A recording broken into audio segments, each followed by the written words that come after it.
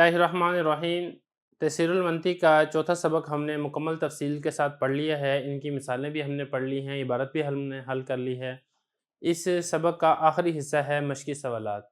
इसमें जो किताब के में इस सबक के आखिर में जो सवालात हैं हम उनको हल करेंगे और जो जो इसमें पूछा गया है हम इंशाल्लाह उसकी वजाहत करेंगे। तो मशक़ी सवालात में जो पहला सवाल है वो है दलालत की तारीफ़ बताओ। तो दलालत की तारीफ़ पहले पीछे गुजर चुकी है कि किसी चीज़ का खुद ब खुद कुदरती तौर पर या किसी के मुकर्रर करने से इस तरह होना कि पहली चीज़ के इल्म से दूसरी चीज़ नामालूम का इल्म हो जाए।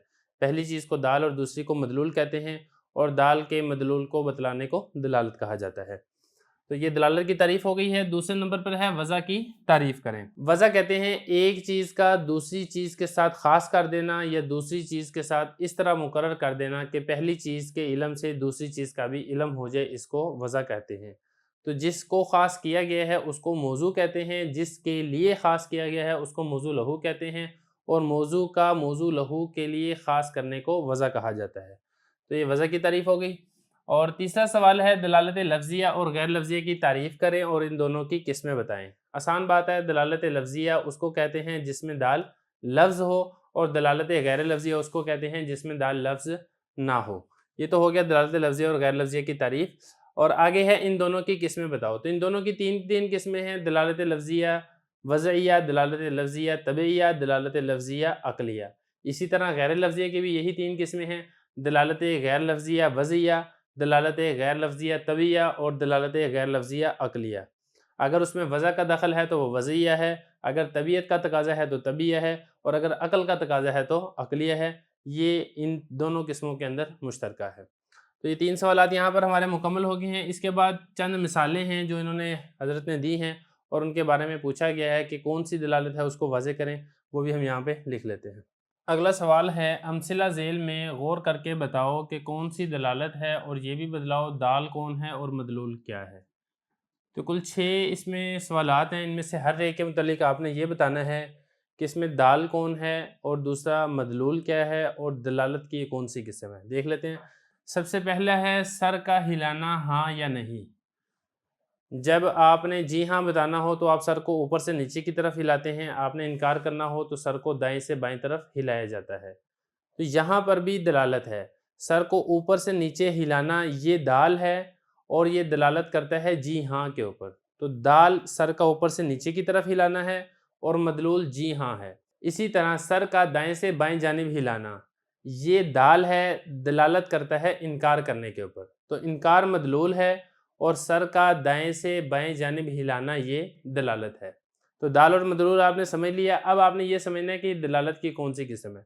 सबसे पहले तो ये समझे कि ये लफ्ज़िया नहीं है, क्योंकि यहाँ पर दाल कोई लफ्ज़ नहीं है बल्कि सर का इशारा है, तो ये गैर लफ्ज़िया है। और दूसरी बात ये कि गैर लफ्ज़िया की किस्म वज़इया है कि इंसानों ने इसको इस चीज़ के लिए वज़ह किया है कि इकरार के लिए जी हाँ में इस तरह सर हिलाना है और इनकार के लिए सर को इस तरीके से हिलाना है। तो ये किस्म होगी दलालत गैर लफ्ज़िया वज़इया। दूसरे नंबर पर है सुर्ख झंडी और रेल का ठहराना। रेल को रोकने के लिए सुर्ख झंडी का पहले इस्तेमाल किया जाता था, आजकल तो इशारे आ चुके हैं। तो जो इशारा करने वाला मुलाजिम होता है रेलवे का, वो सुर्ख झंडी लहरा देता है जिसको देखकर रेल रुक जाती है। तो यहाँ पर भी दलालत पाई जाती है। सबसे पहली बात आप ये समझिए कि दाल कौन सी है और मदलूल क्या है। तो दाल तो है सुर्ख झंडी, ये दलालत करती है रेलगाड़ी के रोकने के ऊपर। तो रेल का ठहराना ये है मदलूल। दाल है सुर्ख झंडी और रेल का ठहराना मदलूल है।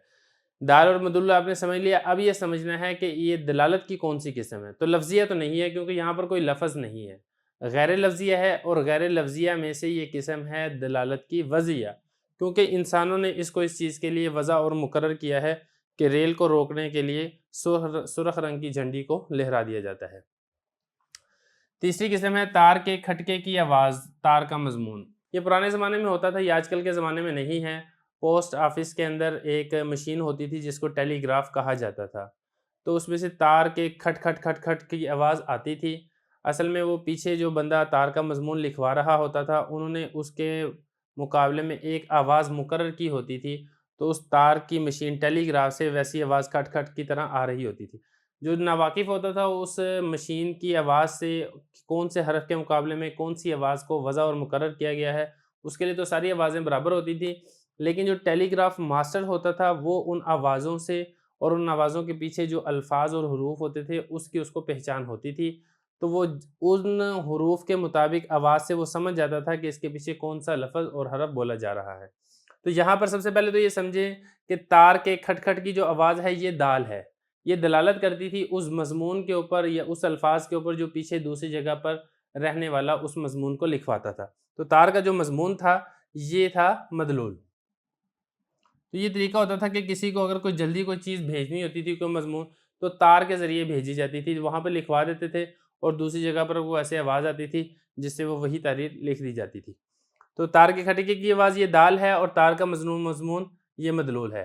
سب سے پہلے تو سمجھیں کہ یہ لفظیہ نہیں ہے، کیونکہ یہاں پر جو دلالت کر رہی ہے وہ آواز ہے، وہ کوئی لفظ نہیں ہے جو انسان زبان سے ادا کرتا ہے۔ تو یہ غیر لفظیہ ہے، اور غیر لفظیہ کی یہ قسم وضعیہ ہی ہے کہ انسانوں نے تار کے کھٹکے کی آواز کو تار کے مضمون کے لیے وضع اور مقرر کیا ہے۔ اس کے بعد چوتھے نمبر پر کچھ الفاظ ہیں، لفظ، قلم، تختی، مدرسہ، زید، انسان۔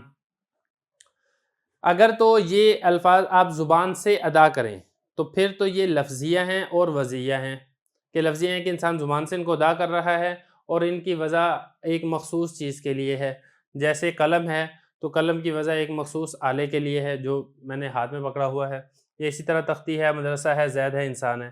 اور اگر یہ لکھے ہوئے ہوں تو پھر یہ لفظیہ نہیں ہوں گے، یہ غیر لفظیہ ہوں گے، اور غیر لفظیہ میں یہ وضعیہ ہوں گے، کیونکہ یہ نقوش پھر دلالت کر رہے ہوں گے لفظ قلم پر، لفظ تختی پر، لفظ مدرسہ پر، لفظ زید پر، لفظ انسان پر، جو کہ میں زبان سے ادا کر رہا ہوں۔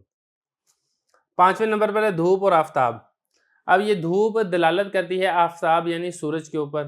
پہلے اب دال اور مدلول سمجھ لیں، تو دال یہ دھوپ ہے کہ دھوپ کی وجہ سے آفتاب یعنی سورج کا پتہ چلتا ہے، تو آفتاب یہ مدلول ہے اور دھوپ یہ دال ہے۔